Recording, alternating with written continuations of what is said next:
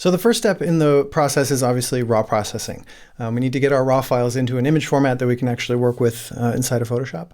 And there are a bunch of ways to do this. Certainly not going to cover all of them. It doesn't really matter that much if you use Lightroom or Capture One or Adobe Camera Raw or something else. The end result will be more or less the same.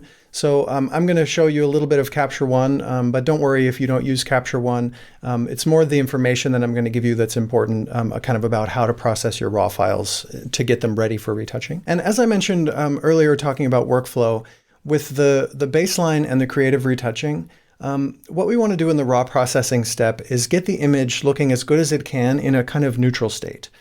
So we don't want to apply any crazy color or contrast adjustments in the raw converter, because then we'll be retouching on top of those adjustments.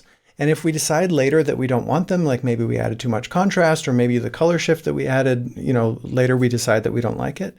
If we've done all of our retouching work on top of those adjustments, there's no way to go back. So the way that I like to work is just to get the image looking as good as it can without any crazy adjustments in the raw converter. So let's do that now. These are a few of the images that we'll be working on. These photos are all courtesy of a really talented photographer named Brett Erickson. You should definitely check out his work. And they each kind of present a different set of challenges, which is why I've chosen these images. So let's look at this one first. As I said, we want to just make sure that we make the image look as good as it can without any really aggressive adjustments. So we want to make sure that the white balance is set pretty well. So this image is a little bit challenging because it was shot outdoors, and she's obviously standing around a lot of green plants. So that's throwing quite a color cast onto her skin. And we're going to correct a lot of that in Photoshop, but we want to get it as close as we can here in the raw converter. So I'm just going to adjust the Kelvin and the tint to where it looks about as good as I can. And I think that's somewhere around here. And I want to look at any highlight and shadow recovery. That's a good thing to do in the raw conversion step. So I might pull the highlights down just a little bit. I think the shadows are pretty good. I probably don't want to mess with those. And I also don't recommend applying any cropping in the raw conversion process. Because again, if you decide later that you want parts of the image back, it's a lot more work to add it back after the fact. So I would just save the cropping for the end and worry about the entire image. Unless there's something that you know for sure you're never going to want in your final result, I would just skip the cropping for now. And we might want to apply just a little bit of contrast, not much, but maybe about 5 points. And the saturation looks pretty good. And then one thing to keep an eye on in the raw conversion process is sharpening. Depending on what raw converter you use, they usually apply kind of a base amount of pre-sharpening to every raw file that comes into the program. And sometimes that pre-sharpening can actually exaggerate imperfections in the skin because the skin texture is being sharpened by the software.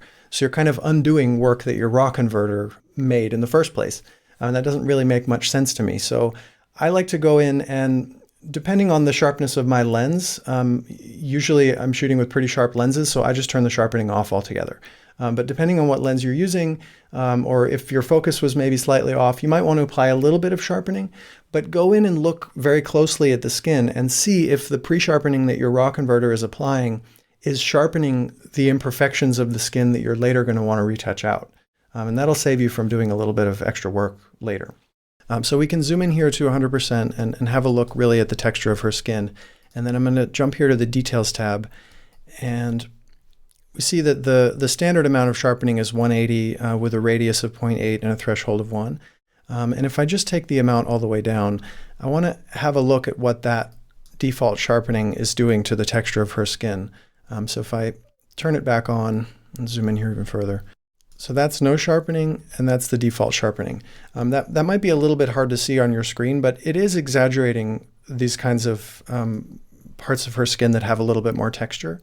So I don't really want to have to work harder in here than I need to. So I'm going to go ahead and just turn that sharpening all the way off. And we see this was shot with a fairly sharp lens. I think this was shot with a Canon 70-200, which is a pretty sharp lens. So this file doesn't really need a ton of pre-sharpening or really any in this case. And we can always apply a little bit more at the end in Photoshop. So once the image is looking good overall and we've addressed the pre-sharpening, then we're ready to process it. And you're either going to choose TIFF or PSD for this step. The main difference is that TIFF is a little bit more universal, but PSD will, in its default state, save the files a little bit smaller. So if you're working in 16-bit, you might want to stick to PSD, but it's up to you which format you choose.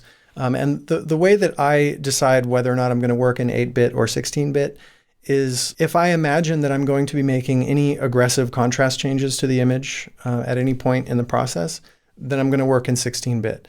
But a photo like this, this is kind of a more sort of generic lifestyle image. It's a soft light portrait that's shot outdoors. It's very unlikely that I'm ever going to want to apply some incredibly dramatic amount of contrast to this image. Mainly what I'm going to be doing is just basic cleanup of the skin and a little bit of color correction. So I can work in 16-bit if I want to. I will have more data in that file. But the file size is going to be much larger. So in this case, I would probably choose 8-bit. But if you're unsure and your computer is fast enough to handle big 16-bit files, then just work in 16-bit. You'll have more data. If you ever want it, it's there.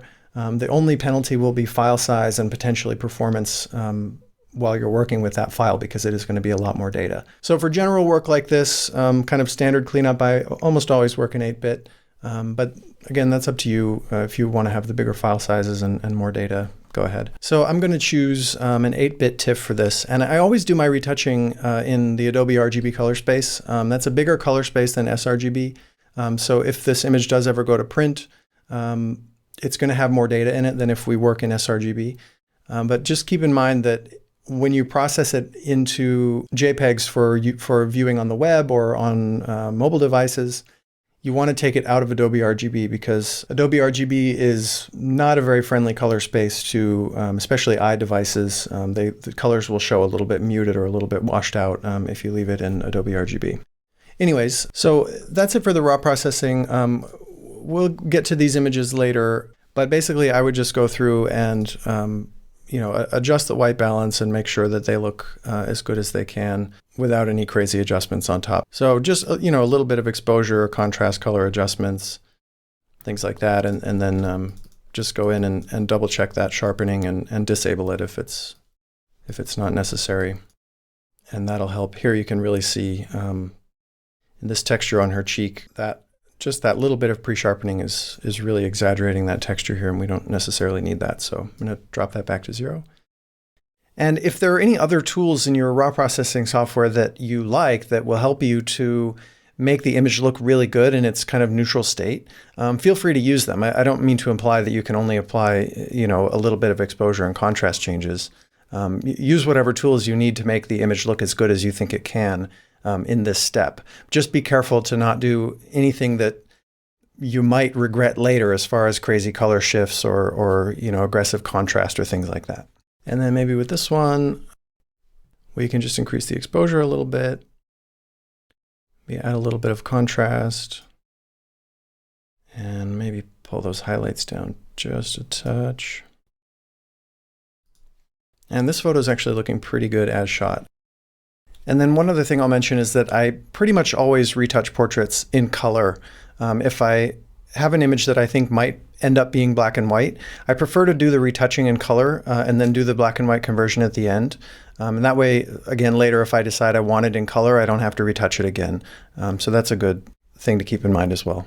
And then we're ready to process them out. So I'm just going to go here to the Process tab and again choose an 8-bit TIFF Adobe RGB. And for the sake of demonstration, I'm just going to send them here onto the desktop and just click Process. And then when I go to the desktop, here are these 4 files. So I'm going to include these 4 files in the Downloads folder of this course, and some other files as well. But if you want to follow along with each of these demos, these are the files that you'll work with. So let's take a break here, and when we come back, I will share some tools and techniques that you can use to analyze the image to kind of get an idea of what it might need as far as retouching goes. So stick around for that.